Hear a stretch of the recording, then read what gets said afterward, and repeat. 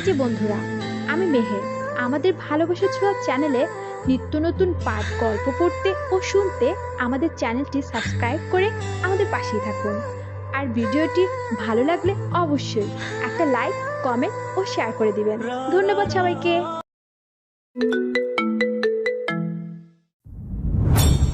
Call দিয়েও পাওয়া যাচ্ছে না শাইমকে।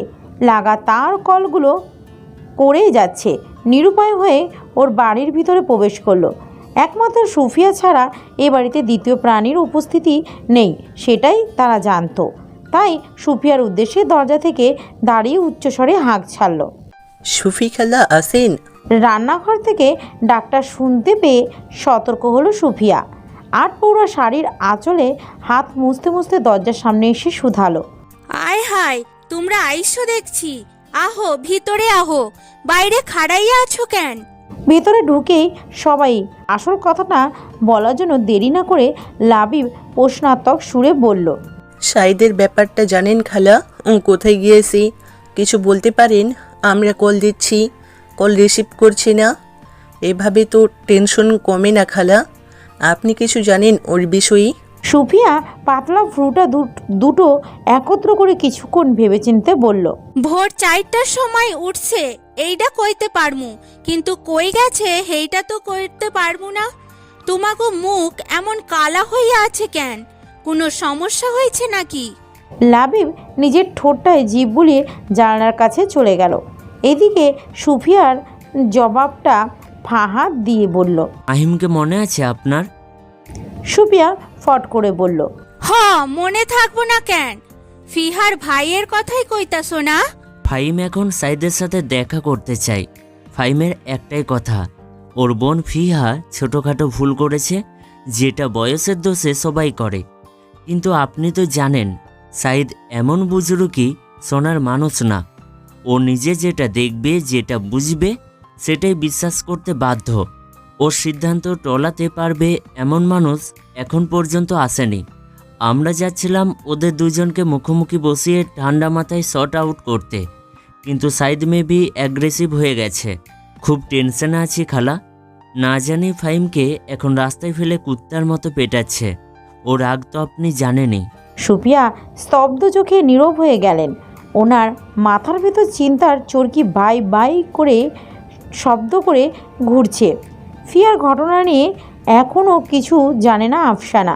সম্পূর্ণ ব্যাপার সে নিজের কাছে, নিজের মধ্যে দ্রুততার সাথে চেপে রেখেছে।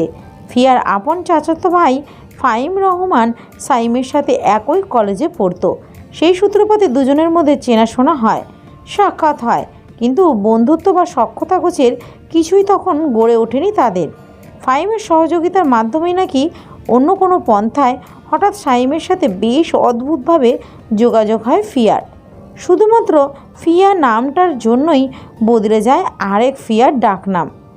সেই ঘটনার পর থেকে আজ পর্যন্ত এক টুকরো ছোট্ট নামটা শুনতে পারে না সাইম। ভুল ক্রমেও সেটা উচ্চারণ করে না তার বন্ধু বা সুফিয়া খালা। সুফিয়াকে অতল চিন্তায় নিবিষ্ট দেখে সাব্বির ভদ্রমহিলার হাতে মৃদু ঝাঁকুনি দিয়ে বলল। খালা। চকিত ভঙ্গিতে সংবিদ ফিরে পেতেই সাব্বিরের দিকে উজবুক চোখে তাকায় সুফিয়া। চট করে দোতলার দিকে কি যেন দেখে স্বস্তির দম ছেড়ে ফের সাব্বিরের দিকে তাকালো। এখন কি করা লাগবো? সাইদ বাবারে থামান যাইতো না? না খালা, অসম্ভব। শালারপুত এখন সাইদকেই ব্ল্যাকমেল শুরু করেছি।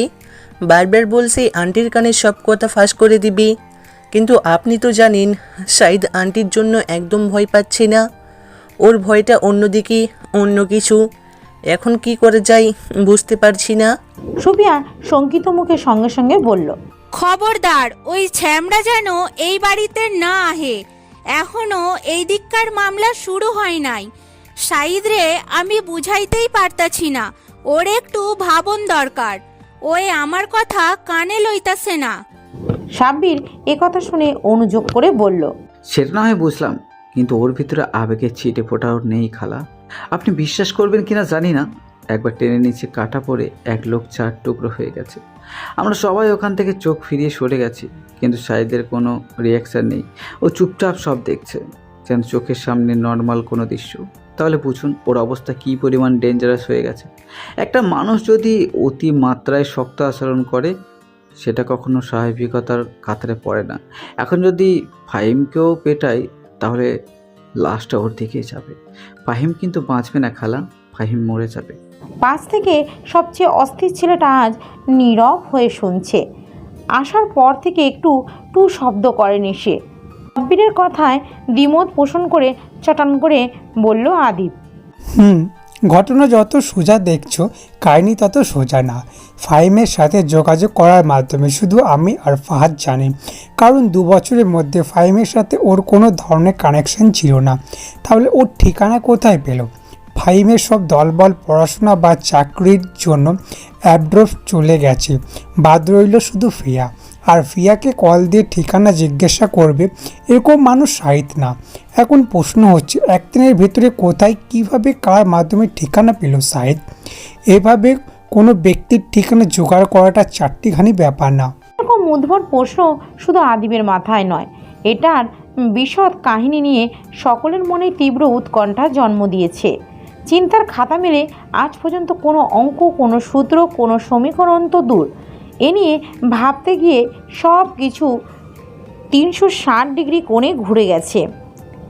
এমন সময় একজোড়া ব্যস্ত পদযুগলের শব্দ শুনে সবাই বিক্ষিপ্ত চোখে দরজার দিকে তাকালো।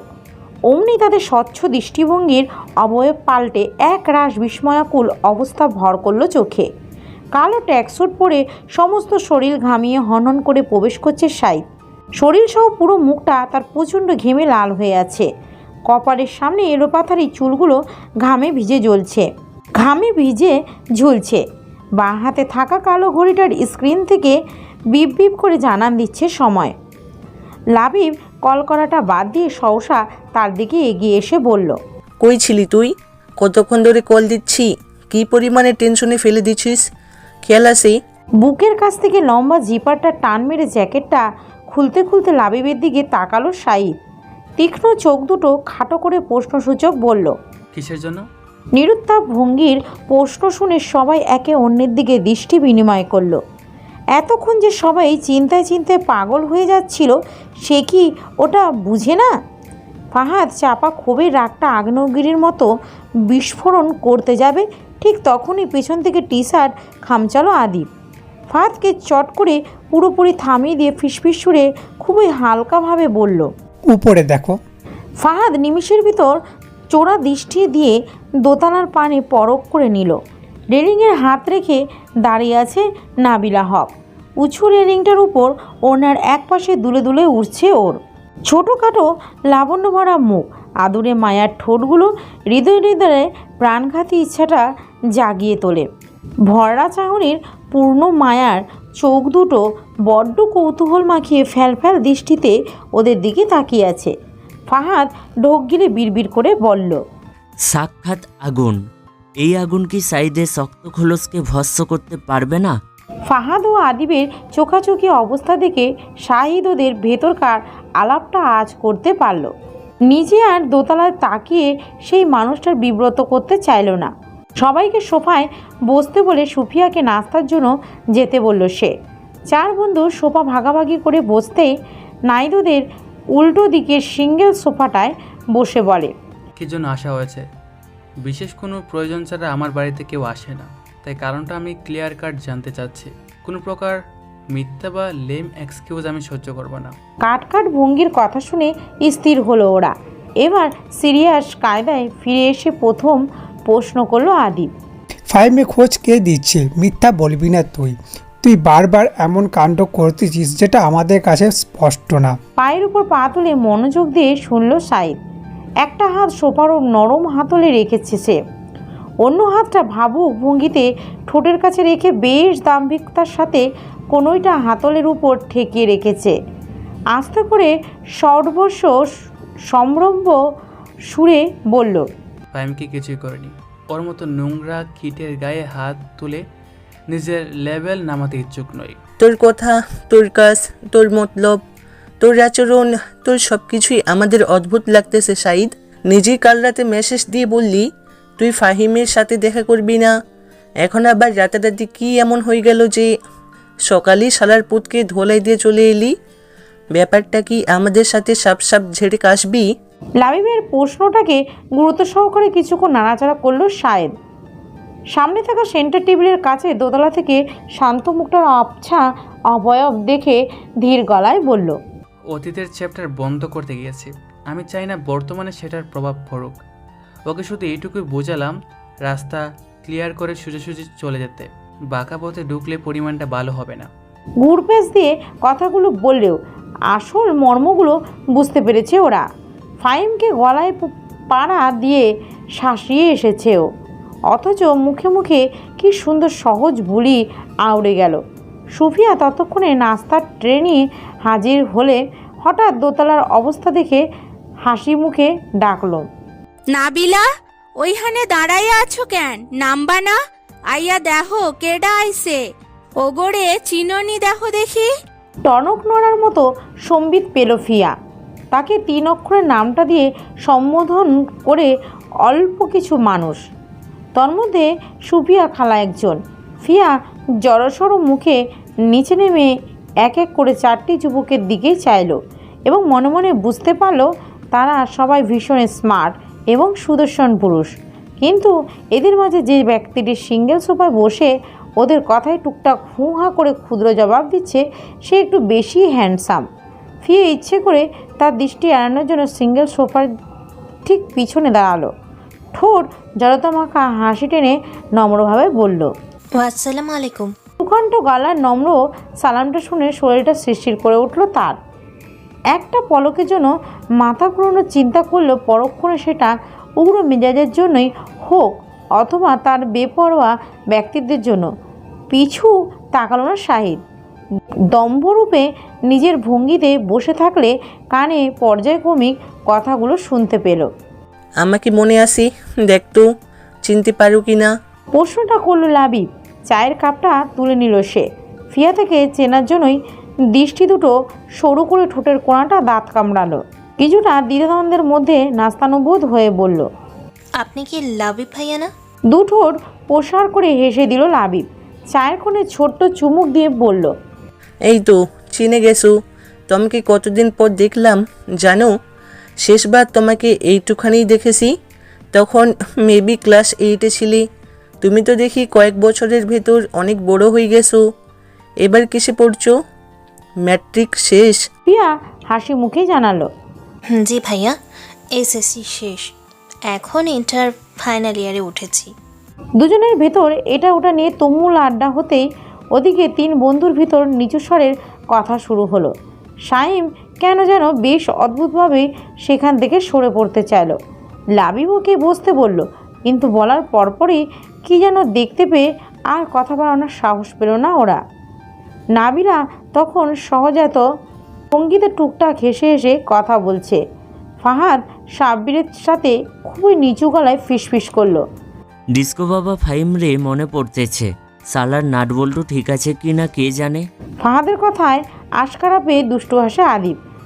শয়তানি মার্কা হাসিতে গলা নামিয়ে বলে, তুই হালা একটা লুচ্চা, ওর চেহারার চিন্তা না করায় নাটবল্টুর কথা চিন্তা করস কেন? মনে মনে কি চলে রে বেটা? বলেই ভ্রু দুটো নাচাতে থাকে আদিব। চোখে দুষ্টু দুষ্টু চাহনি দিয়ে গরম কাপে ঠোঁট চাপাতেই পাশ থেকে সাব্বির সিরিয়াস সুরে বলে, আমি ডেফিনেটলি শিওর সাইদ বিরাট কোনো প্ল্যান করেছে, যেটা আমাদের কাছে সব সময়ের মতো আজও শেয়ার করবে না। ওর পেট থেকে কোনোদিন কথা বের করতে পারিনি, আনফর্চুনেটলি আজও পারবো না। নাহলে দেখ কোথা থেকে কোন চিপা থেকে ফাহিমের অস্তিত্ব খুঁজে বের করলো। এখন চিন্তা হচ্ছে ও কি আসলেই অতীত ভুলতে চায়? অবশ্যই চাই, কেন চাইব না? ফাহিমকে যদি হাসপাতালের বাসিন্দা বানিয়ে আসে তাহলে তোরা ধরে নে জুনায়েদ সাহিদ খেলতে নেমেছে।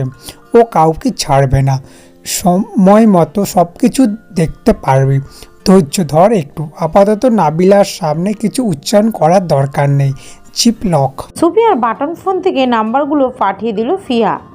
আফসানার কাছে মেসেজ যেতে মিনিট 10 ভিতর রিচার্জটা করে দিলেন তিনি। এদিকে দুপুরের সময়টা শেষ হতেই আসরের আয়োজন দিয়ে কমলাভ সূর্যটা পশ্চিমের দিকে হেলে পড়েছে। কেউ বলবেই না এই বাড়িতে 3টে মানুষের উপস্থিত আছে। ফিহার রুমের জানালাটা পশ্চিমের দিকে। থাই গ্লাসের বাইরে গোলাকার সূর্যটা সমস্ত তেজ নিষ্ক্রিয় করে পশ্চিমের বুকে প্রতিদিনই ঘুম দেয়, আবার জাগ্রত হয়ে পূর্ব আকাশে ডানা মেলে দাপুটে আলো ছড়াতে থাকে। সদ্য গোসল শেষে জানালার কাছে আসলো ফিহা। বাইরে প্রসন্ন দৃষ্টি ফেলে ভেজা চুলগুলো আস্তে আস্তে তোয়ালে দিয়ে মুছে চলছে সে। দেখতে দেখতে ওর খালামণির বাসায় একদিন পেরিয়ে গেছে। ওকে এভাবে থাকতে হবে আরও 30 দিন। বাবার সাথে একটু আগে কথা হয়েছে ওর। জানালার বাইরে রহস্যজনক ব্যাপারটার কোনো সুরাহা করতে পারেনি। আপাত দৃষ্টিতে এলাকার কিছু মুরব্বী এ ঘটনাকে জিনের আসর বলে আখ্যা দিয়েছে এবং উপদেশ হিসেবে বলেছে অতি সত্য যেন ভালো একটা হুজুর ডেকে বাড়িটা বন্ধ করানো হোক। কিন্তু ফিয়ার বাবা এ কথা শুনে বন্ধ করাতে নারাজ। তিনি নারায়ণগঞ্জে আছেন সেই জন্মের পর থেকে। কোনো দিন শুনেনি এরকম কোনো সমস্যা তাদের বংশ পরিবারে হয়েছে। তাহলে ওনার মেয়ের প্রতি এরকম হবার কারণ কি? তিনি মোটেই গ্রামাঞ্চল বা মফস্বলের দিকে থাকেন না, বরং শহরের মূল কেন্দ্রে জনবহুল এলাকায় বসবাস করেন। ফিয়ার বাবা একথা অবশ্যই স্বীকার করেন তার মেয়ে দুটো অতিমাত্রায় সুন্দর। এই সৌন্দর্যের মোহটা পুরোপুরি পেয়েছে ওদের মায়ের কাছ থেকে। খাড়া নাক, হরিণী চোখ, গোলাপি ঠোঁট এবং গায়ের উজ্জ্বল বন্য রঙটা। তবে ছোট মেয়ের চুলটা হয়েছে তার দাদি হালিমা খাতুনের মতো। পার্লারে বিভিন্ন ট্রিটমেন্টের মতোই আল্লাহ প্রদত্ত চুলগুলি লম্বা, ঘন এবং তথাকথিত আধুনিক ভাষায় সিল্কি চুল বিশিষ্ট। চুল মুছতে মুছতে গত রাতের বিশ্রী ব্যাপারটা নিয়ে আপন মনে ভাবছিল ফিয়া। ওই বদখত বেয়াদব মানুষটার ভয় দেখানোর তো কিছু নেই। ও তো ওর আপন খালামণির নিজ হাতে বানানো আচারটাই খাচ্ছিল, আর ও তো পরের বাড়ি এসে তো চুপি চুপি খায়নি। তাহলে ধরা পড়ার পর ওরকম ভয় পেতে হবে কেন? যতবার ওই মানুষটার সামনে পড়েছে ওর কলিজাটা ভয়ে চোটে যেন 2 হাতের মধ্যে চলে এসেছে। ওই দাপুটের চোখের চাহনি অন্তর্ভেদী যেন দূর থেকে খানেক ফলার মতো ঝাঁঝরা করে দেয়। শক্ত চোয়ালের মুখটা বড়ই কঠোর ও শান্ত। আজও তার মুখটা আন্তরিক ধাঁচের মতো ক্ষমতাবান এবং চৌকস দেখায়। ভেজা তোয়ালে নিয়ে ছাদের দিকে হাঁটা দিয়েছে ফিহা। আনমনে ছাদের দোরগোড়ায় পৌঁছে যেতে হঠাৎ ভয়ে ওর বুকটা ধুপ করে উঠল। অজান্তেই হাত থেকে তোয়ালিটা ফস করে ছেড়ে দিল। ছাদের রেলিং এসে আকাশের দিকে মুখ করে দাঁড়িয়ে আছে মানুষটা। ডান হাতে পকেটে গোজা, অন্য হাতটা কানের কাছে ফোন চেপে হিংস্র স্বরে কথা বলছে। কাউকে পর্যন্ত গালাগাল করে যাচ্ছে সে। ফিয়া ঢোক গেলে দরজার পাশে একটু আড়াল হয়ে নিল। দূর থেকে কথাগুলো শুনতে না পেলেও আবছা আবছা আভাসে ঠিকই বুঝতে পারছে অপর প্রান্তের ব্যক্তিকে 2 হাতে কাপড় নিংড়ানোর মতো চিপড়ে দিচ্ছে। কিছুক্ষণ পর ক্ষুব্ধভাবে কলটা কেটে দিল শাহেদ। আর মেজাজটা যার পরনাই খারাপ। কেন জানি ওর মনে হচ্ছে লাবিবের কথা শোনাটা একদমই ঠিক হয়নি। ওই মেয়েটা আসার পর থেকে একেবারেই রাগটা কন্ট্রোল করতে পারছে না। এতটা অ্যাপ্রেসিভ আগে কখনো হয়নি সাই। ওর নিজের উপর থেকে ভারসাম্য হারানোর জন্য নার্ভ তার ছিলই না। সে পুরোপুরি জানতো তার মন ও মস্তিষ্ক সম্পূর্ণ তার ক্ষমতায় চলে, কিন্তু এখন দেখছে সেই ধারণা ভুল। মাথা ঘুরিয়ে পিছু তাকালো শায়েদ। তখনই তার প্রখর দৃষ্টি সরাসরি দরজার কাছে চড়াভাবে আটকে গেল। শায়েদ ভুরুজোড়া কুচকানোর পূর্বেই ব্যস্ত হয়ে তাড়াতাড়ি চলে যাচ্ছিল ফিহা, কিন্তু পিছন থেকে 2 দফা তুড়ির আওয়াজ পেয়ে পা দুটো ওখানেই থামিয়ে দিল।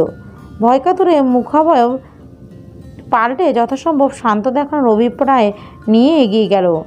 দুপাশের ওড়নায় হাত দুটো মুষ্টিবদ্ধ করে এগোতেই বুকের কাছে তখন হাত ভাঁজ করলো শায়েদ। 1.5 হাত দূরত্ব রেখে ফিয়া দাঁড়িয়ে পড়ল, নতভাবে নম্রস্বরে বলল, কিছু বলবেন? শাহিদ দেখল এই মেয়েটা তাকে আপনি সম্বোধন করে বলছে, অথচ তুমি বলে সম্বোধন করা স্বভাব ছিল। সেটা কি বয়সের সাথে সাথেই গায়েব হতে পারে? শাহিদ গম্ভীরতার ঠোঁট বজায় রেখে স্থল কণ্ঠে বলে, ছোটু আঙ্কেল কদিনের জন্য বাড়িয়েছে? ওর বাবার ব্যাপারে বলেছে বলে চোখ দুটো প্রখর দৃষ্টির মাঝে তাক করলো ফিহা। মুখটা এখনো আম্ভরি, বেশ ধারালো দেখতে। মুখটার দিকে শান্ত দৃষ্টি ফেলে সংযতভাবেই বলল, 1 মাস, তবে সময়টা বাবার নির্ধারিত করা না। খালামণি বলেছে 1 মাস থাকার জন্য। চটান করে বলল শাহিদ। কেউ বায়না দলে সেটা শুনতে হবে। কিসের জন্য 1 মাস? আমি তো তোর টাকার ইস্যু দেখছি না। কপালটা ধীরে ধীরে কুঁচকে ফেলল ফিহা। কুচবুক চাহনি ফেলে প্রশ্ন ঝুলিয়ে বলল, আপনি কি চাচ্ছেন আমি এখান থেকে চলে যাই? ধার বসানো গলায় বলল শাহিদ। হ্যাঁ, সেটা কালই। বিদ্যুৎ পৃষ্ঠের মতো চোখ দুটোয় বিস্ফোরিত হলো ফিহা। এক লহমায় শান্ত অবয়ব বদলে গিয়ে পাংশে হয়ে গেল। নিরস্ত গলায় বলল, আপনি চাচ্ছেন আমি কালই এখান থেকে চলে যাই? আবারও কঠিন কিছু বলতে যাচ্ছিল শাহিদ। বারবার কানের কাছে আপনি সম্বোধনটা প্রচণ্ড রাগ তুলে দিচ্ছে। গম্ভীরতার সাথেই ক্ষিপ্ত স্বরে বলে, ইয়েস, কাল মানে কালই।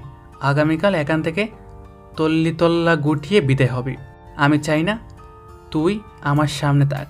তোর মুখটি আমি দেখতে চাচ্ছি না। অর্থাৎ আমি চাই না আমার বাড়িতে এমন কোনো ব্যক্তি থাকুক যার মুখটা আমার জন্য চরম অসহ্যকর। মেয়েটার ভিতর স্বচ্ছ মুখটা লজ্জায় ক্ষোভে অপমানে বিবর্ণ হয়ে গেল। মুখেরা নেই। এক থাকতে আজ পর্যন্ত কেউ এতটা বাজেভাবে অপমান করেনি ওকে। ফিয়া করুণ লজ্জায় থমথম হয়ে ভিতরের উগ্র শোচনীয় অবস্থার সাথে সাথে ঠান্ডা করে ফেললো। কিছুটা ধাতস্থ করে মৃদু গলায় বলল, আমার অসহ্যকর মুখ আমি দেখাবো না। আপনি নিশ্চিন্ত থাকুন। আপনার মাকে পার্সোনালি বলে দিবেন আপনি আমাকে চলে যেতে বলেছেন। আমি চাই না আপনার মা শুনে চটে যাক। এইটুকুনি মেয়ে ধারালো তেজ দেখে কিছুক্ষণ চুপ রইল শাহিদ। চটান চটান কথার বিপরীতে নাক ফুলিয়ে নিঃশ্বাসটা ছাড়ল। গলায় ঠোঁট বজায় রেখে বলল, আমি অবশ্যই এমন মেয়ে পছন্দ করি না যে ন্যূনতম ম্যানার্সটুকুও জানে না। রাতের বেলা দরজার বাইরে দাঁড়ালে নক করতে হয়, রান্না করে গেলে অনুমতি নেওয়া লাগে এবং ছেলেদের সামনে দাঁড়ানোর পূর্বে সামান্য লজ্জাটুকু রাখতে হয়। এগুলো যেন অবশ্যই একজন ব্যক্তির কর্তব্য। যার মধ্যে এইসব নেই তাকে আমি একটা সেকেন্ডের জন্য এই বাড়িতে সহ্য করব না। বেরিয়ে যা, কালই এখান থেকে লাগেজ গুছিয়ে চলে যাবে। তোর বাপকে বলবি জানালার বাইরে যে দিওয়ানা আশিক লটকে থাকে তার জন্য পুলিশের ব্যবস্থা রেডি করতে। অথবা তাতেও যদি সো কোল্ড পেস্টিজ নামক ইস্যুর সমস্যা হয় তাহলে কোনো গুন্ডা মাস্তানকে বাড়িতে ডেকে 3 কবুল সেরে নিবি। আমার বাড়িতে এসে এমন আনকালচার বিহেভিয়ার আমি 1 ইঞ্চিও সহ্য করব না। Get out from my sight, get lost. লজ্জা ধিক্কার অপমান পেয়ে ভিসিয়ে উঠল ফিয়া। থরথর করে পাতলা ঠোঁট দুটো কাঁপছে। চোখের চাহনি স্থির হয়ে এক ডলা কান্না ছোবল মারল। এতটা অপমান পেয়ে আর শান্ত রইল না ফিয়া। 2 চোখ ভর্তি পানি নিয়ে হন হন করে ছাদ থেকে বেরিয়ে গেল। আর জীবনেও এই লোকের সামনে আসবে না সে, জীবনেও না। রুমের দরজা দিয়ে খাটের নিচ থেকে লাগেজটা টেনে আনলো। আলমারি খুলে কাপড়গুলো বের করতে ডুকরে কেঁদে উঠল। কি কারণে অতগুলো কথা বলল? কেন? কি অপরাধ করেছে সে? আজ কথাগুলো শুনে মনে হয়েছে ওরা এই বাড়ি দয়া ভিক্ষা করতে এসেছে। ছি, কি ধিক্কার! কাপড়গুলো লাগেজে ফেলে ঝাপসা চোখেই কলটা ডায়াল করলো ফিয়া। কানে ফোন চেপে বারবার চোখ ডলছে সে। ওপাশ থেকে কলটা কেটে দিয়ে ব্যাক করলো ওকে। ফিয়া কলটা কানে চাপতেই আর হ্যালো বলতেই পারল না। দুপাটি দাঁত শক্ত করে কান্নামাখা সুরটা প্রাণপণে আবদ্ধ করতে চাইল। কি রে মা, কথা বলবি না? ফিহা, হ্যালো। কানে ফোন চেপে খিচে রয়েছে সে। নিচের ঠোঁটে শক্ত করে দাঁত বসিয়ে চোখের পাতায় তর্জনী ও বৃদ্ধাঙ্গুল চেপে আছে। আরও কয়েকবার হ্যালো হ্যালো করতেই গলাটা শান্ত করলো। চোখ মুছে ঢোক গিলে আস্ত করে বলল, হ্যাঁ বাবা, শুনতে পাচ্ছি। তুমি কেমন আছো বাবা? দুপুরে খেয়েছো? মেয়ের আদুরি কণ্ঠ শুনে মলিন হাসলেন নিয়াজ। চোখের চশমা খুলে টেবিলের উপর রাখতেই হাতের ফাইলটা রেখে বললেন, তোদের ছাড়া কিভাবে ভালো থাকি বল? বাড়িটা শূন্য শূন্য লাগে রে মা। দুপুরে খেয়েছিস? তুই খেয়েছিস? খালামণির বাসায় কেমন কাটছে? সব ঠিকঠাক? শেষের প্রশ্নটা শুনে আবারও গলাটা ধেয়ে আসে ওর। কান থেকে ফোনটা নামিয়ে ওড়নায় চোখ চাপলো। কণ্ঠটা আবারও স্বাভাবিক করে মিথ্যা হাসি দিয়ে বলল, খালামণির বাসায় খারাপ কাটে? আমার এখানে ভালো লাগছে না বাবা, আমি বাসায় যাব। তুমি আমাকে কাল এসে নিয়ে যেও। বলতে বলতেই কণ্ঠরোধ হয়ে এলো। দাঁত খিচে জোরালো কান্নার সাথে বুঝতে থাকলে ওপাশ থেকে স্নেহাতুর কণ্ঠে বাবা বলল, দূর বোকা, এভাবে কেউ বলে? তোর খালা 1 মাসের জন্য বলে রেখেছে কালই তোদের নিয়ে আসবো। বড় আপাকে কি বলে কষ্ট দেব? পারবো না তো। আর 2 দিন থাক, অফিসে কিছু একটা বাহানা দিয়ে ছুটি নিয়ে আসবো। ফিয়া জেদি গলায় নাছরবান্ধা হয়ে গেল। কোনো কথাই শুনল না ও। কণ্ঠে আক্রোশ ফুটিয়ে অস্থিরভাবে বলল, না বাবা, কাল মানে কালই। কালই সন্ধ্যায় এসে আমাকে নিয়ে যাবে। আমি এখানে একটা মুহূর্তের জন্য থাকতে চাচ্ছি না। তুমি যে করেই হোক অফিস থেকে ছুটি নিয়ে আসবে। আর খালামণিকে বলে। হঠাৎ ঘরের দরজা যেন আপনা আপনি খুলে গেল। ফিয়া তৎক্ষণাৎ দরজার দিকে দৃষ্টি দিয়ে আফসানার জীর্ণ মুখটা দেখতে পেল। হাতে ভাজা পোড়া খাবারের ঠোঙা নিয়ে ফ্যাকাশে মুখে চেয়ে আছেন আফসানা। ফিয়া খালার দিকে দৃষ্টি রেখে বাবা রাখি, পরে ফোন দিচ্ছি বলে কলটা কেটে দিল। আফসানা এই সুযোগে ধীর পদক্ষেপে ভিতরে ঢুকলো। ফিয়ার সামনে এসে বলল, আমি কি তোকে কোনোভাবে কষ্ট দিয়েছি? খালার বিব্রতকর প্রশ্নের কাছে চটজলদি না জানালো ফিয়া। আফসানার হাত দুটো ধরে তীব্র প্রতিবাদ করে বলল, অসম্ভব, কষ্ট কেন পাবো? কি আবল তাবল বলছো তুমি? তোমার এখানে কষ্টের কি আছে? বাবাকে ফোন দিয়েছি এখান থেকে নিয়ে যাওয়ার জন্য। সবসময় কি খালার বাসায় পড়ে থাকবো বলো? আমার তো মন বসছে না এখানে। এখানে এসে একদিনও হয়নি, অথচ আমার ফাঁপড় লেগে গেছে। এই অবস্থায় কি থাকা সম্ভব বলো? তুমি কি আমার অবস্থা বুঝতে পারছো না? কথা ও জ্ঞানের জরিপ দিয়ে কিছু একটা ধরতে পেরেছে আফসানা। মুখের উৎকট অবস্থা দেখে তিনি পুরোপুরি নিশ্চিত আজ তার অনুপস্থিতিতে বিরাট কিছু হয়েছে। আফসানা ওর হাতে ঠোঙ্গা গুজে রুমের আশেপাশে তাকালো। বিছানায় বসার ইশারা দিয়ে খালা আলমারি বিছানার লাগেজের ভিতরে কাপড় রেখে ওর দিকে বিমর্ষ মুখে বললেন, এখানে কি হয়েছে তাড়াতাড়ি খুলে বল। লাগেজ খোলা কেন? তুই কাপড় রেখেছিস কি জন্য? তুই আমার সামনে মিথ্যা বলার চেষ্টা করবি না ফিহা। ওই শয়তানটা কিছু বলেছে? বলে রাগত মুখে দ্রুত পায়ে বেরিয়ে গেল আফসানা। ঘোর বিপদের আশঙ্কা করতে ফিয়া ওখানেই ঠোঙ্গার প্যাকেট রেখে তাড়াহুড়া ভঙ্গিতে পিছু পিছু ছুটল। কিন্তু ততক্ষণে বেশ দেরি হয়ে গেছে। আফসানা ওই ডান দিকে দরজা ঠেলে ভিতরে ঢুকে পড়েছে। ফিয়া থামানোর জন্য দৌড় লাগালো ঠিকই, কিন্তু শেষ মুহূর্তে গতি সামলে বাইরে রইল সে। এখন কি করবে সে? কি হবে এখন? ওর খালামণি যেই ধাতের মানুষ, তাতে ওই লোকের সাথে তর্ক বিতর্ক করে তুমুল ঝগড়া বাঁধিয়ে দিবে। এটা ঠিক হচ্ছে না। ইতিমধ্যে আফসানা বেশ চড়া মেজাজে চিৎকার করে গলা তুলেছে। কি বলেছিস ওকে? আমার দিকে তাকা, আমার দিকে তাকিয়ে কথা বল। আমি তোর সাথে কথা বলছি। আমার দিকে তাকা সাইদ। শাহেদ ডিভানে বসে কোলে ল্যাপটপ নিয়ে কিছু একটা মনোযোগের সহিত করছিল। মাকে দেখে কিবোর্ড চালানো হাতটা মন্থর করে ছোট্ট পরিসরে জবাব দিল, কান দিয়ে শুনি, চোখ দিয়ে না। যা বলার স্টেট কাট বলো, শোনার দায়িত্ব আমার। কোথাও কি হয়েছে? আফসানা চরম রাগ দেখিয়ে ছেলের সামনে এসে দাঁড়ালেন। গলার স্বর তুঙ্গে ছড়িয়ে গর্জে উঠলেন তিনি। তুই ফিহাকে কি বলেছিস? খবরদার সাইদ, মিথ্যে বলবি না। তুই নিশ্চিত কিছু বলেছিস বলেই ও এখন ব্যাগ গুছিয়ে বাপকে ফোন দিল। আমাকে তুই শান্তি দিবি না? আমাকে ওর বাপের সামনে অপমান করতে চাস? কি মুখ নিয়ে আমি বোন জামাইকে কথাগুলো বোঝাবো? চোখ ছোট করে ল্যাপটপটা বন্ধ করলো সায়েদ।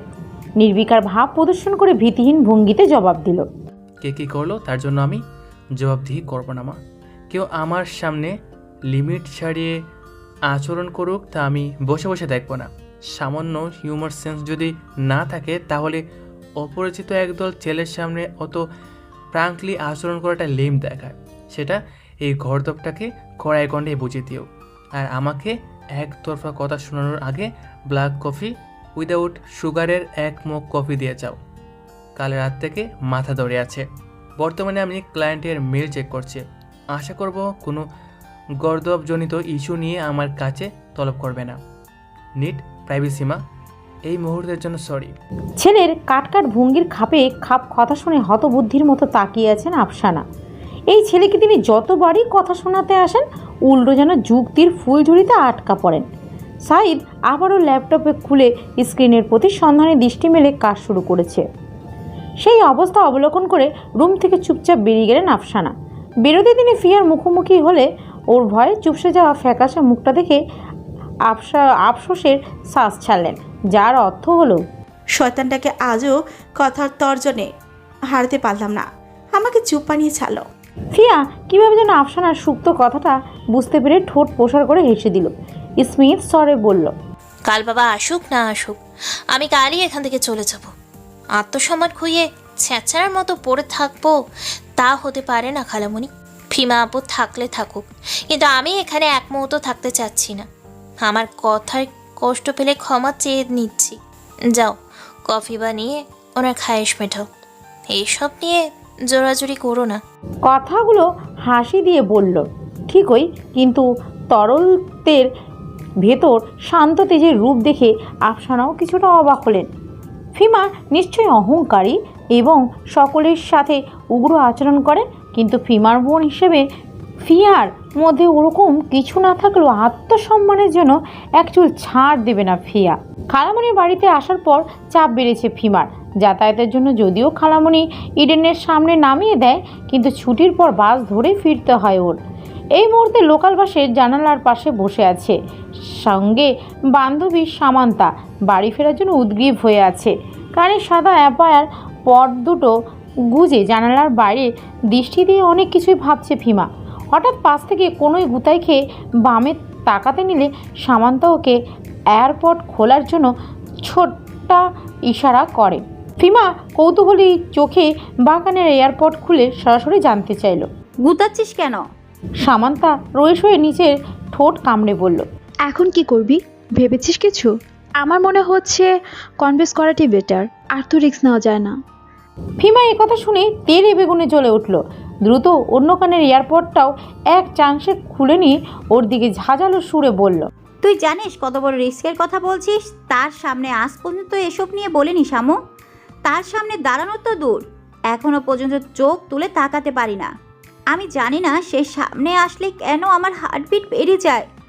আমি একদম স্বাভাবিক থাকতে পারি না। এটা সত্যি যে তার সামনে আজ অবধি কোনো মেয়েকে লটর পটর করতে দেখিনি। ইভেন তাহার নামে কোনো মেয়েলি স্ক্যান্ডালও নেই। গার্লফ্রেন্ড একটা ছিল, তাও সেটা 2 মাসের রিলেশন। ব্রেকআপ কেন হয়েছে এই তথ্য কেউ জানে না। শুধু উড়ো উড়ো কথা শুনেছি যে সে ফিহা শেখের সাথে নর্মাল বিহেভ করতো না। তার অ্যারোগেন্ট স্বভাবটার জন্য ওই মেয়েও সহ্য করতে পারেনি। কিন্তু ফুল হিস্টোরি আমি জানি না। তুই বুঝতে পারছিস আমার ভয়টা কোথায়? সামান্তা চটান করে কথার শব্দ টেনে বলল, কেন? সে কি তোর বোনের সাথেও একই আচরণ করে? ছোট বোনের কথা শুনে মুখটা বিকৃতি করে ফিমা। কথায় কথায় ওর নাম শুনলে গা জ্বালা ধরে। 2 চোখে এটাকে দেখতে পারে না ফিমা। সামান্তার দিকে গলার স্বর ভৎসনার মতো করে বিরক্তিভাবে বলল, তুই বেহাইয়া টপিক্স তুলিস না। বর্তমানে মুডটা ভালো নেই। ওর নাম শুনলেই মাথাটা ঝিমঝিম করে। ফিমার কথায় কিয়ৎক্ষণ চুপ থাকে সামান্তা। সেও কিছুটা জানে ফিমা ওর ছোট বোনকে সহ্য করতে পারে না। ফিমা সবসময় একটাই চাওয়া, একটাই ইচ্ছা, সবাই ওকে সম্পূর্ণ মনোযোগে দেখুক। সোজা ভাষায় অ্যাটেনশন শিকার বিশেষণটার জন্য ফিমার চরিত্রগুণ বিশেষায়িত। নিজেকে সবার চাইতে মর্যাদাপূর্ণ দেখানোর জন্য যা ইচ্ছে করতে সক্ষম সে, সেটা ভালোই হোক অথবা খারাপ, সেদিকে লক্ষ্য করে না ও। বাস থেকে ফিমা নিজেই স্বগতিকর মতো বলল, আমরা আজ পর্যন্ত ভাই বোনের মতো বিহেভ করিনি না। আমরা তাকে কাজিন হিসাবে দেখেছি। কেন জানি না তার সাথে সব সময় একটা শুষ্ক দূরত্ব আমাদের দূরত্বই রাখতো। কেন জানি না তার সাথে সব সময় একটা শুষ্ক দূরত্ব আমাদের দূরেই রাখতো। ওই লাইনের বাইরে আমরা কখনোই যেতে পারিনি। শুধু খালুজান, খালামণি আর সুফি খালার সাথে কথা বলতো। বাইরে থেকে অনাগত মানুষদের সাথে কথা বলেন একদম। মাঝে মাঝে চিন্তা করি সে কি আমাদের অহংকার দেখায়। পরে আবার মনে পড়ে সুফিয়া তো একটা কাজের বুয়া। ওই মহিলার প্রতি যদি স্বাভাবিক আচরণ করে তাহলে আমরা তো সেই হিসাবে আত্মীয়। কেন আমাদের সাথে ওই রকম আচরণ করে না? আমার ইচ্ছে করছে ফিহাকে বাসা থেকে পাঠিয়ে দেই। এখান থেকে দূরে চলে গেলে আমি শান্তি মতো ধ্যান দিতে পারবো। ও যতদিন থাকবে আমি কোনোভাবেই মনোযোগ দিতে পারবো না। সামান্তা ডানি মুখ ফিরিয়ে ফিমার নিরুত্তেজ মুখটা দেখতে পেল। আবারও প্রশ্ন শুধিয়ে বলল, নামটা কি? এখনো তো নাম দাম কিছুই জানলাম না। কি করে সে? তোর থেকে কত বড়? ফিমা সিটের সাথে পিঠ লাগিয়ে মাথাটা পিছনে ঠেকিয়ে দেয়। জিহ্বা দিয়ে থোড় ভিজিয়ে নিতে জানালার বাইরে গতিময় দৃশ্য দেখে বলে, সাহেব, জুনায়েদ সাহেব, বর্তমানে প্রাইভেট সেক্টরে জব করে। কি সেক্টর, কি জব এসব কিছুই জানি না। এসএসসিতে বোর্ড করার মানুষ। চাকরি হওয়ার আগে অ্যাচিভমেন্টের খাতাটা ভরে গেছে। প্রচণ্ড ইন্ট্রোভার্ট, মানুষের সাথে মিশে কম। সামান্তা প্রতিটি বাক্য শুনে সেই অদেখা অচেনা মানুষটির প্রতি ভীষণ আগ্রহী হলো। তার ব্যাপারে আরও শোনার জন্য উৎসুক ভঙ্গিতে বলল, তার মানে সে সেটেল পারসন। শর্ট টাইমে এত কিছু পাওয়ার রহস্য কি? ছেলেদের সব কিছু গোছগাছ করতেই তো 30 আপ হয়ে যায়। ভালো একটা পজিশনে যেতে যেতে বিয়ের এজ প্রায় শেষ হয়ে যায়। কথাটা উড়িয়ে দেওয়ার মতো ফিমা তখন তাচ্ছিলের হাসি দিল, তেমনি অবজ্ঞাপূর্ণ কথায় বলল, বোর্ড স্ট্যান্ড কি এমনি এমনি করেছে? প্রচুর মাথা খাটিয়েছে। জীবনে সাকসেস অ্যাটাচমেন্ট করার মূল ট্রিক্স হলো মাথা খাটানো। সে তার জীবনে এমন সব অপরচুনিটি গ্রাফ করেছে যেটা মানুষ অবহেলা করে ছেড়ে দেয়। সে ছেড়ে দেয়নি, ছোটোখাটো সুযোগগুলোকে কাজে লাগিয়ে সে দক্ষতাও বাড়িয়েছে, নিজেকে সামনের জন্য রেডি করেছে, পরিস্থিতির কাছে সব কিছু সামাল দিতে শিখেছে। এত সময়ে সাকসেস তার দরজায় নক করেনি। আমি তার বিষয়ে সম্পূর্ণ ঘটনা মায়ের কাছ থেকে জেনেছি। এই লোক আমার মাকে একটু বেশি শ্রদ্ধা করে। মায়ের কাছে গেলে যদি একবার তার বিষয়ে মুখ খুলিস তাহলেই শেষ। সব কিছু দিয়ে ভালো আছে, সব দিক দিয়ে ভালো আছে, শুধু একটাই সমস্যা, প্রচুর হাইপার মানুষ। আমাদের তাহমিদের মতো? একেবারেই না, তার বন্ধু সংখ্যাও কম, মাত্র 4 জন। তার মধ্যে একমাত্র লাবিব ভাইয়ার সাথে তার সাক্ষরতা বেশি। তাহমিদ আমাদের চেয়ে 2 ইয়ারের সিনিয়র। তবুও দেখ, আমরা ওকে অনায়াসে তুই করে বলছিস। এদিক দিয়ে তাকে নাম ধরে ডাকার মতো দুঃসাহস আমার একেবারেই নেই। সবটুকু শোনার পর সামান্তা ভিতরে ভিতরে উচ্চারণ অবস্থা টের পাচ্ছে। তার কল্পনায় যে চরিত্রটা ভেসে উঠেছে সে এক জাদরেল পুরুষ, ঠিক জল্লাদের মতো চেহারা এবং কসাইদের মতো আচরণ। ওর নিজের ইচ্ছার কথা ফিমার কাছে জানালে ফিমা ফোনের গ্যালারি ঘেটে সবচেয়ে সেফে রাখা ফোল্ডারটা থেকে ছবি বের করে দেয়। ফোনটা হাতে নিয়ে স্ক্রিনের দিকে তাকায় সামান্তা। মুহূর্তের ভিতর কালবৈশাখী ঝড়ের মতো তীব্র এক ঝাপটায় সমস্ত কল্পনা লণ্ডভণ্ড হয়ে গেল। ধুলোর বাতাসে হারিয়ে যাওয়ার মতো ভেবাচাকা খেয়ে দুটো বিস্ফোরণ দৃষ্টি ফিমার দিকে আস্তে করে বলল, টোটালি আনএক্সপেক্টেড। চুল, চোখ, মুখ সবকিছু অ্যাট্রাকটিভ। আমি বিশ্বাসই করতে পারছি না তুই এর জন্য দিনরাত চিন্তায় মরছিস।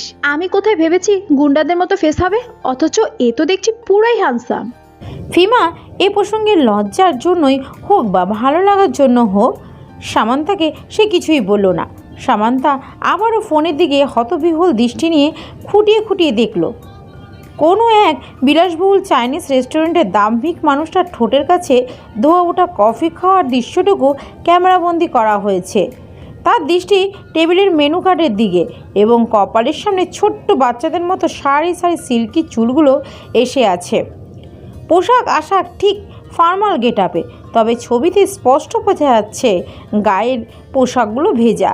একটু ভালোভাবে পরখ করলেই বুঝলো সময়টা বোধহয় বর্ষণ মুখর দিন। তাকে দেখে মনে হচ্ছে না ছবিটার জোরও পোজ দিয়েছে সে। মনে হচ্ছে কেউ অজান্তেই সুন্দর সুদর্শন মানুষটাকে ছবিতে আবদ্ধ করেছে। সামান্তার মানে উক্ত প্রশ্নটা উকি দিতেই ফিমার দিকে বলল, ছবিটা কে তুলেছে রে? তুই? কৌতুক শোনার মতো হো হো করে হেসে দিল ফিমা। সামান্তার মাথায় অবজ্ঞাসূচক চারটি মেরে হাসতে হাসতে বলল, সেই সৌভাগ্য হলেই তো হয়েছিল। ছবিটা লাবিব ভাইয়া তুলেছে। আমি আবার ভাইয়ার সাথে ইনস্ট্যান্ট অ্যাড আছে, সেখানে এই ছবিটা সে কি যেন ক্যাপশন লিখে স্টোরি দিয়েছিল। তারপর আমি সেটা চুপ করে স্ক্রিনশট নিয়েছি। আরও আশ্চর্য হলো সামান্তা মানুষটাকে নিয়ে জানার জন্য ব্যাকুলিত হয়ে এই সুযোগকে শুধালো, সোশ্যাল মিডিয়া নেই? সামান্তার চোখ দুটো প্রশ্নসূচকে ধক ধক করে জ্বলছে। এই চাহনি ফিমার চেনা। এ পর্যন্ত যতজনকে এই ছবিটা দেখিয়েছে সবাই কোনো না কোনোভাবে তার বিষয়ে আরও জানার জন্য অদ্ভুত টান দেখিয়েছে। ফিমা সত্যটাই বলে দিল, জানি না, এই বিষয়ে কিছু জানতে পারিনি। অনেক চেষ্টা করেছি কিন্তু ফলাফল শূন্য। হতাশ দেখালো সামান্তাকে। ফোনটা হাতের মুঠোয় নিয়ে অনিশ্চিত ভাবনায় মগ্ন দেখালো। পাশ থেকে ফিমা পরিস্থিতির ব্যগ্র স্ফুরণ দেখে ওর হাত থেকে ছো মেরে ফোনটা নিয়ে নিল। চমকে উঠে সামান্তা ফিমার দিকে তাকালে ফিমা মেকি হাসি দিয়ে বলল, স্টপ, এসে গেছে শামু, আমি তাহলে যাই, নেক্সট ক্লাসে দেখা হবে। ভোরের আলো না ফুটতে শোয়া থেকে উঠে পড়ল সাইদ। আকাশে এখনও শেষ রাতের কালিমা লেগে আছে। সমস্ত চরাচর এখন ঘুমের রাজ্যে গভীর নিদ্রায় ডুবে আছে। জানালার পর্দা সরিয়ে বারান্দায় চলে গেল সে। গ্রিলহীন বারান্দাটাও বেশ বড়। রেলিংয়ের উপর 2 হাত রেখে বুক ভরা দম নিল সে। ওর মাথাটা এখন শান্ত ও ঠান্ডা হয়েছে। বহু কিছু ভাবতে পারছে সে। গতকাল ঠিক এ সময় বাসা থেকে বেরোনোর তোড়জোড় শুরু হয়েছিল, আর আজ এখন স্থবির চিত্রে প্রসন্ন মনে স্বস্তি অনুভব করছে। ফাহিমের অবস্থা এখন 6 মাসের জন্য হাসপাতালের বাসিন্দা হয়ে গেছে। এদিক থেকে পুরোপুরি নিশ্চিত হয়েছে সে। গতকাল মাথাটা একেবারে নিয়ন্ত্রণের বাইরে ছিল। কোনো কিছু মন মতো এবং নিখুঁতভাবে না হলে তার মেজাজটা ধীরে ধীরে খারাপের দিকে চলে যেতে থাকে। এই অবস্থায় কেউ উল্টাপাল্টা আচরণ বা উদ্ভট কথাবার্তা বলে সে ছেড়ে দেয় না। এমন অপ্রতিকূল আচরণের জন্য আজ ওর বাবার সাথে যোজন যোজন দূরত্ব বেড়ে গেছে। সেই দূরত্বে আদৌ কমবে কি না জানা নেই। তার চারিত্রিক কিছু গুণাবলীর জন্যই বোধহয় মানুষ তার সাথে অকপটে কথা বলতে ভয় পায়। বিশেষ করে ওর ছোট আন্টির মেয়ে দুটো, ওদের কাছ থেকে সবসময় নিজেকে দূরে রেখেছে সে। নিজের কাজ ও পড়াশোনা নিয়ে অত্যাধিক ব্যস্ত হলেও তার জীবনে মেয়ে হিসেবে শুধু ফেয়া শেখের ছায়া পড়েছিল। তবু সে ছায়া রাবারের মতো ঘষে ঘষে মুছে ফেলে। আজ আবারও ফিয়া নামটা তার কাছে শোনার মতো অবস্থা সৃষ্টি হয়েছে। কিন্তু কথা হলো, গতকাল সে কী জন্য ওর ওপর চেঁচালো? কোন অধিকারে অমন আচরণ করে কাঁদিয়ে দিল ওকে? কাজটা একদম ঠিক করেনি। মাথাটাও বিভিন্ন চিন্তা বিভোর ছিল। আবার রাগটা ছিল তুঙ্গস্পর্শী। এই ভুলটার জন্য অবশ্যই দুঃখ প্রকাশ করা দরকার, কিন্তু সমস্যা হলো সে কখনোই নিজের ভুল ত্রুটির জন্য কারো কাছে দ্বারস্থ হতে পারে না। কারোর সাথে মন খুলে কথা বলার মতো সহজ সাধারণ অবস্থা একেবারেই তার আয়ত্তাধীনে নেই। কেউ তাকে বুঝলে বুঝুক, না বুঝলে নেই। সে অনেকটা এমন ধাতের মানুষ। অদ্ভুতভাবে আজ তার মন চাইছে ওর কাছে একটাবার নিজের ভুলটা স্বীকার করা দরকার। কিন্তু কেন তার মন চাইছে? কেন তার মনে হচ্ছে এই কাজটা না করলে বিরাট কোনো ক্ষতি হবে? আকাশের দিকে উদ্বেলিত চোখ দুটো স্থিরভাবে রাখলো। মনের একদম গভীর থেকে গভীরতম স্থান থেকে উত্তর খুঁজল সে। সেখান থেকে একটাই জবাব বহু প্রয়াসের হাতড়াতে পেল। কাজটা একদম ঠিক করছিস না শাহিদ, কোথাও একটা ভুল আছে, বড় ধরনের ভুল। এখনই সময় থাকতে সেটা ঠিক কর। ওর যাওয়ার খবর শুনে প্রচণ্ড খুশি হয়েছে ফিমা। ওর আনন্দ এখন দেখে কে। কিন্তু বিপত্তি হলো ওর খালামণির মতো মানুষটা কঠিন ঝগড়া দিয়ে আটকাবে। তাড়াতাড়ি আপদটা বাড়ি থেকে বিদায় হলে শান্তি, কিন্তু শেষ মুহূর্তে কোনো অঘটনের শিকার হয়ে যাওয়াটা বানচাল হয় কিনা বুঝতে পারছে না। নাস্তার জন্য ডাইনিং টেবিলে বসে বসে এসব ভাবছে ফিমা। একটু পরপর দোতলার দিকে অপেক্ষারত চোখ দুটো বুলিয়ে যাচ্ছে সে। আফসানা আর চোখে সেটা দেখতে পেলেও কোনো প্রতিক্রিয়া দেখাচ্ছেন না। তিনি পাউরুটিতে মাখন লাগাতে লাগাতে চিন্তা করছেন কি করে উদ্ভট ঝামেলাটাকে ঠিকঠাক করা যায়। এভাবে তো মেয়েটাকে যেতে দেওয়া যায় না। ফিয়া এখন লাগেজ গুছিয়ে তৈরি হয়ে নিচ্ছে। ঘড়িতে এখন 8টা বেজে 10 মিনিট চলছে। সে বাবাকে আরেকবার কল দিয়ে তাগাদা দিবে কি না বুঝতে পারছে না। এই বাড়িতে এখন 1 সেকেন্ডও থাকার মতো ইচ্ছে শক্তি নেই। অপমানের বাক্যগুলো তার 2 কানের কর্ণকুহরে জ্বলন্ত স্ফুলিঙ্গের মতো এখনও বেজে চলেছে। ড্রেসিং টেবিলের সামনে দাঁড়িয়ে লম্বা চুলটা সযত্নে আছড়ে নিল সে। ঠিক বাদিকে একটা খেজুর বেনি করতেই কানের পাশে কিছু আলগা চুল অবাধে ঝুলে রইল। সেগুলো আর ক্লিপের সাহায্যে লাগাতে পারল না ফিয়া। তার আগেই আয়নার ভিতর তখন আরও একটি প্রতিচ্ছবি ফুটে উঠল। পেছন থেকে দরজার কাছে দাঁড়িয়ে আছে সুফিয়া। প্রৌঢ় মহিলার আটসাট গঠনের মুখটা দেখে ফিয়া কিছু বলার আগে সুফিয়া ভিতরে আস্তে আস্তে বললেন, তোমার সিদ্ধান্ত শুই না আমি সন্তুষ্ট না। খালার বাড়িতে আইসো, এইখানে থাকবা কিছুদিন, তা না কইরা তুমি যাইতাছ গা? এইগুলি কোনো কথা? ফিয়া নিজের কথাগুলো বলার জন্য একটু স্বাভাবিক হয়ে নিল। সুফিয়া থেকে ঘুরে সরল স্বাভাবিক ভঙ্গিতে শান্ত সুরে বলল, থাকার জন্য এসেছিলাম খালা, কিন্তু থাকার মতো যেটুকু মন মানসিকতা আর ইচ্ছা ছিল তা কিছু বেয়াদব মানুষের জন্য সম্ভব হচ্ছে না। আমি খুবই দুঃখিত খালা, কিছু করার নেই, আমি এখানে থাকতে পারবো না। সুফিয়া বুঝতে পারছে পরিস্থিতি আস্তে আস্তে বিপদের দিকে যাচ্ছে। একবার অনুকূলের বাইরে চলে গেলে সেটা আগের মতো ফিরিয়ে আনা অসম্ভব। তিনি চৌকস বুদ্ধির বলে চালাকিটা শুরু করে দিলেন। সহসা চোখে মুখে অসম্ভব রাগ ফুটিয়ে ক্রুদ্ধভাবে বললেন, তোমার বুদ্ধি দেখা আমি হতাশ। কেউ তোমারে যাইতে গা কইল, তুমি ফরফরাইয়া যাইবাগা।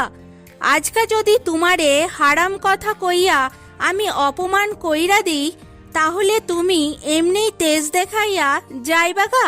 এইটা কি তোমার খালার বাড়ি না মাইন্সের বাড়ি? কোনডা? তুমি কার কথারে বেশি পাত্তা দিতাছো?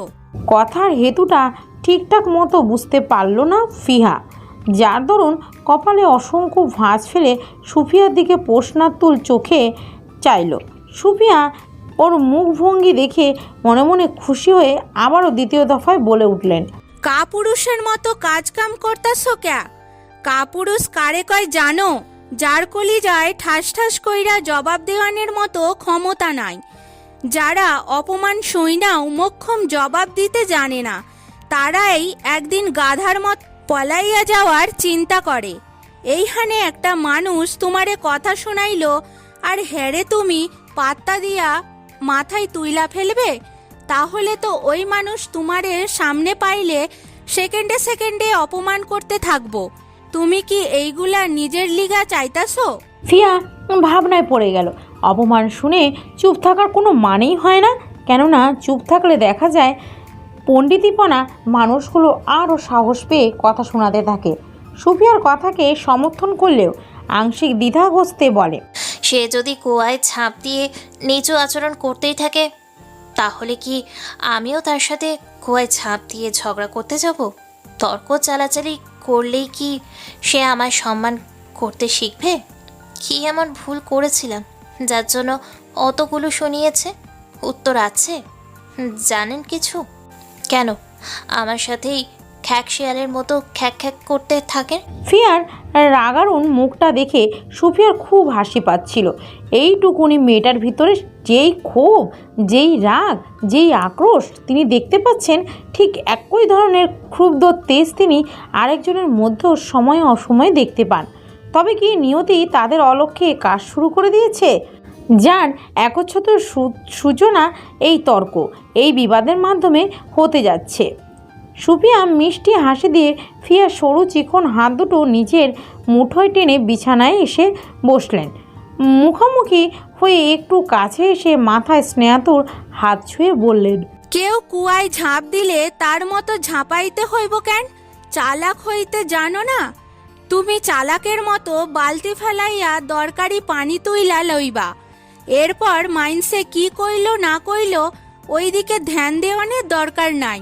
নিজেরে যোগ্য প্রমাণ করানোর লিগা অনেক কিছুই সহ্য করণ লাগে। সব কিছু সময়ের হালে ছাইরা দাও। সব সময় এইটা মনে রাখবা, তুমি নিজের আপন খালার বাড়িতে আইছো, বাইরের মানুষের কাছে ধর্ণা দিতে যাও নাই। কথা তো ঠিকই বলল। সে কেন মুখ লুকিয়ে ক্ষোভের সাথে চলে যেতে চাইছে? সম্পূর্ণ বিনা দোষে যেহেতু কথাগুলো শুনিয়েছে এবং তিরিক্ষ গলায় ফিয়াকে চলেও যেতে বলেছে, তাহলে ফিয়া কোন অধিকারে তার কথা ও আদেশ পালন করতে যাবে? কে সে? কি হয় ওর? এই বাড়িটা নিশ্চয় খালামণির, তাহলে তার কথা শুনে লাভ কি?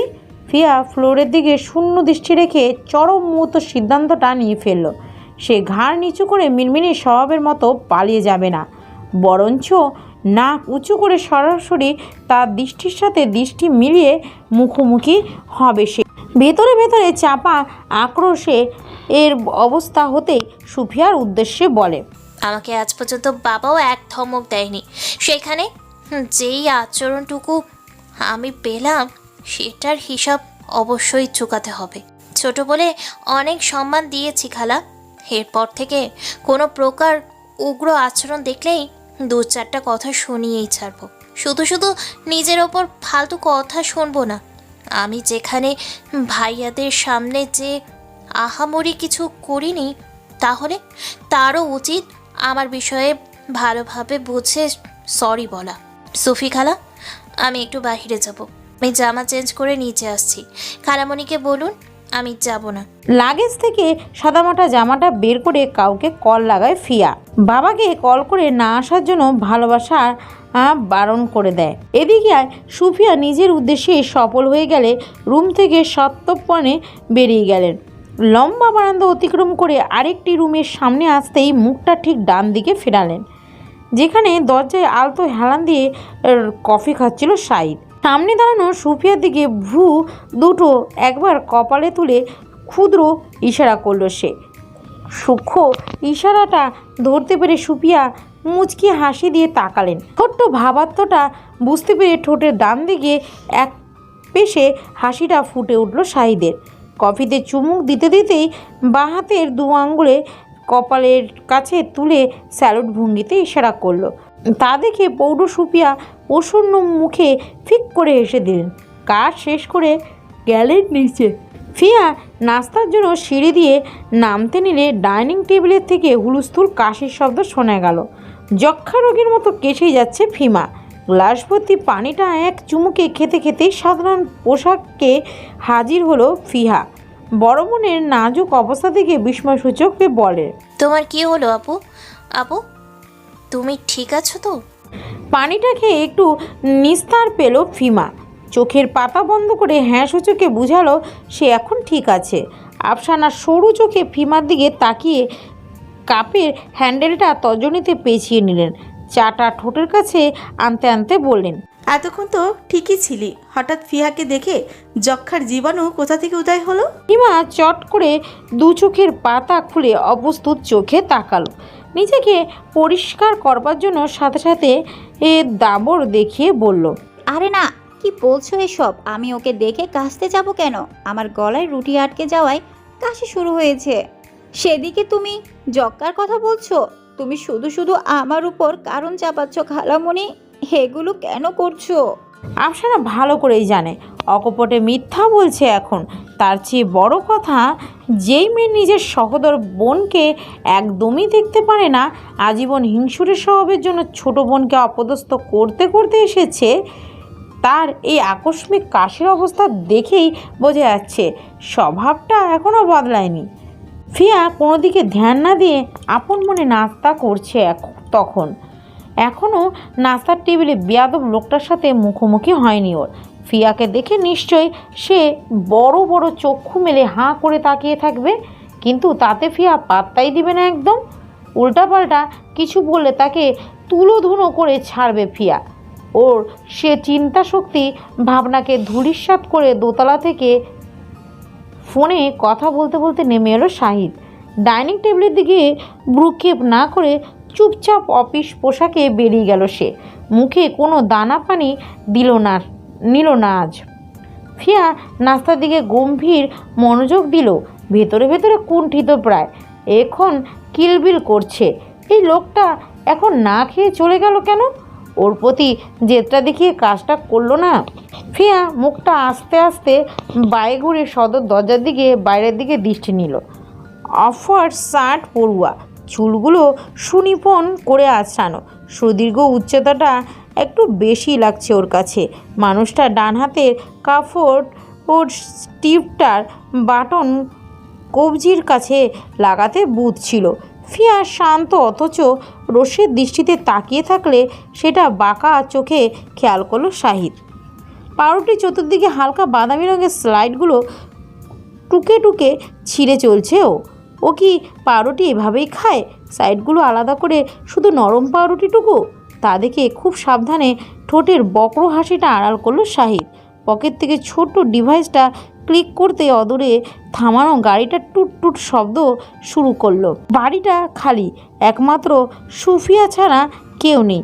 আফসানা মরহুম শ্বশুরের রেখে যাওয়া ব্যবসাটা এখন নিজ আয়ত্তে সামলাচ্ছেন।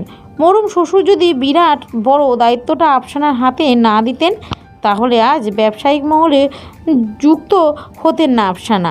অন্যদিকে এবাড়ির একমাত্র হত্যাকর্তা সৈয়দ আহমেদ জাকির সেনাবাহিনীর একজন উচ্চপদস্থ কর্মকর্তা। চাকরির সুবাদে তিনি কর্মস্থলের কোয়ার্টার্সে আছেন এখন। ছুটির মৌসুম এলে এখানে এসে ঘুরে যান তিনি। রান্নাঘরে দুপুরে রান্না নিয়ে ব্যস্ত আছেন সুফিয়া। পুরো বাড়িটা নিরিবিলি পায়ে একটু একটু করে দেখে যাচ্ছে ফিয়া। বাড়ির বাইরে ঠিক ডান দিকটায় বিশাল বড় গ্যারেজ। গ্যারেজের বিশাল বিশাল দরজা দুটো বন্ধ হয়ে একটি পেট মোটা তালা ঝুলছে। তালাটা দেখে ওর মনে হলো সদ্য ব্যবহার করা কোনো তালা, যেটা মাঝে মাঝে খুলে ভিতরে প্রবেশ করা হয়। গ্যারেজটা দেখে কোনো অর্থেই বোঝা সম্ভব না এটা কোনো গাড়ি রাখার স্থান, বরং বাইরে থেকে দেখলে মনে হয় ছোটোখাটো প্রসাদ তুল্য একতলা বাড়ি। সেইটা বোধ হয় ভিতরের দিকে, তাই দোতলায় উঠে মনোরম দৃশ্যটুকু দেখার সৌভাগ্য হলো না। হঠাৎ ওর ডান কাঁধে কে যেন হাত রাখলেই পরকেই শিউরে উঠল ফিয়া। পিছন ফিরে তাকাতে সুফিয়াকে দেখতে পেল। সুফিয়া প্রসন্ন মুখে হাসতে হাসতে বলল, ডরাইছো? ফিয়া নাকচ করে না ভঙ্গিতে মাথা নাড়ালো। একবার সুফিয়ার দিকে তাকালো, আর একবার কৌতূহলী চোখ নিয়ে গ্যারেজটার মায়াময় নিস্তব্ধতা পরখ করতে লাগলো। শুনশান নীরব শান্ত জায়গাটা সুউচ্চ গাছপালায় ঢেকে আছে, যেন লোকারণ্য থেকে সপ্তমপণে নিজেকে লুকিয়ে রেখেছে ওটা। ফিয়া সেখান থেকে দৃষ্টি সরিয়ে পায়ের তলায় নরম ঘাসগুলো দেখতে দেখতে বলল, জায়গাটা খুব সুন্দর, এখানে এত শান্তি যে মন প্রাণ জুড়িয়ে যায়। আমি একটু ভেতরে ঢুকতে চাই খালা, এটা কি সম্ভব? সুফিয়া হাসিমাখা মুখটা উপরে তুলে বদ্ধ গ্যারেজটার পানে চাইল। ফিয়ার উদ্দেশ্যে পরিশ্রান্ত সুরে বলল, আমার কাছে তো চাবি নাই মা। এই গ্যারেজের চাবি শুধু সাইদের কাছেই থাকে। ওর এইখানে কাউরে ঢুকতে দেয় না। এইখানে যত গাছগাছালি দেখতাছ না, এইগুলা সব ওর নিজের হাতে লাগানো। জায়গাটা ওর খুব পছন্দের। ফিয়া পলকের ভেতর দৃষ্টি ফেলে সুফিয়ার দেখানো জায়গাটা দেখতে গেল। অসংখ্য ছোট ছোট চারা গাছ লাগানো। জায়গাটা দেখে ফিয়ার কেন জানি বিশ্বাস হলো না এসব কাজ সত্যি ওই লোকটা করেছে। ফিয়াকে নীরব থাকতে দেখে সুফিয়া আবার বলে উঠল, গ্যারেজে এখন পর্যন্ত কেউ ঢোকে নাই, তোমার খালাও না। সাইদ এইখানে একলা আহে, একলা সময় কাটায় যায়। এই লিগা কিছু করতে পারলাম না। আহো খাইবা এহেন। বাড়ির দিকে হাঁটা দিল দুজন। দুপুরের কড়া রোদটা মরে গিয়ে কিছুটা তেজহীন হয়েছে। ফিয়া কথাটুকু শোনার পর চাপা উদ্বেগ প্রশ্ন করল, খালা, এটা কি নিষিদ্ধ জায়গা? সুফিয়া মাথায় ঘোমটা টেনে বলল, হ, কইতে পারো। এইটা লইয়া আপার লগেও একচোট ঝগড়া হইয়া গেছে। আপায় এখানে গাড়ি রাখতে চাইছিল, পরে শাহিদ বাবাই এমন রাগারাগি শুরু করছে, এরপর থিকা এইখানে রাখে না।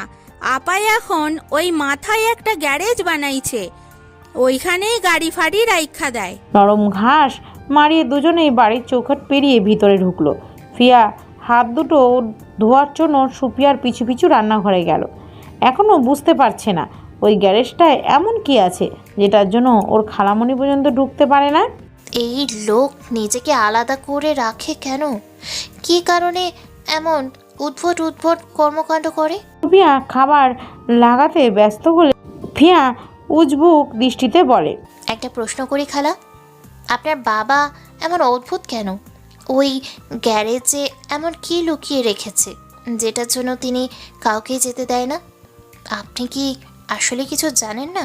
অবান্তর প্রশ্ন শুনে বিরক্ত হওয়ার কথা, কিন্তু সুফিয়া তার বদলে যেন এক চিলতে হাসি দিয়ে ফেললেন। পানির জগ নিয়ে ডাইনিং টেবিলের দিকে যেতে যেতে বললেন, ওইখানে এমন কিছুই আছে যেটা দেখার লিগা এখনো উচিত সময় আহে নাই। কথাটায় কিন্তু রেখে শেষ করলো সুফিয়া। ফিয়া বিভ্রান্তিকর প্রশ্নের কাছে জুবুতুবু হয়ে চুপটি মেরে গেল। সুফিয়া খাবার বাড়তে বাড়তে সরল গলায় বলল, ও ভালো কথা, আমার তো জিগাইতেই মনে আছিল না। তোমার আব্বা জানালার কাহিনী কিছু ধরতে পারছে? ফিয়া খাওয়া শুরু করতেই শঙ্কিত চোখে বলল, না খালা, ওটা এলাকার মুরব্বীরা বলছে খুব দ্রুত আমাদের বাড়িটা বন্ধ করতে। আমাদের বাসায় নাকি খারাপ জিনেরা আসর পড়েছে, কিন্তু আমি জানি ওইগুলো জিন ছিল না। পরপর 2 দিন দুটো ভিন্ন কিছু জানালার বাহিরে দাঁড়িয়েছিল। প্রথম দিন অন্য কেউ ছিল, দ্বিতীয় দিন অন্য কেউ। ওগুলো জিন বা অন্য কিছু হতেই পারে না। জিন হলে আমি বাঁচতাম না খালা। আমাকে মেরে ফেলার তো ভালো সুযোগ ছিল, আমি মরিনি।